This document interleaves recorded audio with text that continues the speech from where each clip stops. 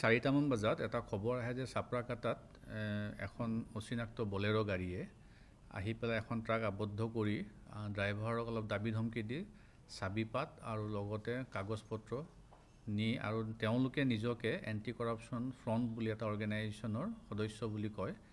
কোৱাৰ পিছত গাড়ীখন তাত ছাইড কৰি থ'বলৈ কয় আৰু তেওঁলোকে তাৰ পৰা আঁতৰি যায়। সেই খবৰটো পোৱাৰ পিছত থানাত যেতিয়া ড্ৰাইভাৰজনে জনালে, হাৰুণ খান বুলি ড্ৰাইভাৰ, তেওঁ থানাত জনালে যে এনেকুৱা এটা ঘটনা হৈছে। তেতিয়া আমাৰ IC নৰ্থ বঙাইগাঁও তেওঁ তৎপৰ হৈ তদন্ত কৰি নিশাৰ ভিতৰতে 6জন দুৰ্বৃত্ত লগতে যিখন গাড়ী ব্যৱহাৰ হৈছিলে গাড়ীখনো আমি ৰিকভাৰ কৰিলোঁ।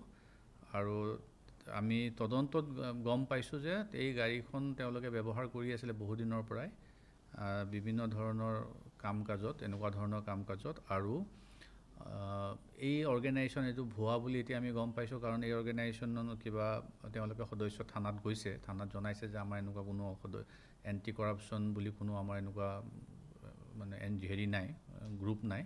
গতিকে সেইটোও ভুৱা এখন আমি পাইছোঁ, লিফলেট এখনো পোৱা গৈছে। গতিকে তদন্ত চলি আছে। এতিয়া তেওঁলোকক আমি এৰেষ্ট কৰা হৈছে আৰু বাকী সোধ-পোছ কৰি আমি যিখিনি পাওঁ পিছত আমি পৰৱৰ্তী সময়ত আপোনালোকক জনাম। গাড়ীখনত পুলিচ বুলি লিখা আছে। গাড়ীখন আমি যিখিনি গম পাইছোঁ, এজন তাৰে ভিতৰত বাপন দেৱনাথ, তেওঁ ডেপুটি এডভাইজাৰ হয় চিৰাং জিলাৰ, আৰু তেওঁক যিখন গাড়ী দিছিলে চৰকাৰে তেওঁৰ চৰকাৰী কাম কাজ চোৱাৰ বাবে, সেই গাড়ীখনে ব্যৱহৃত হোৱা বুলি আমি ধাৰণা কৰিছোঁ। কিন্তু সেইখন গাড়ীত পুলিচ লিখা কোনো অৰ্থ নাছিলে।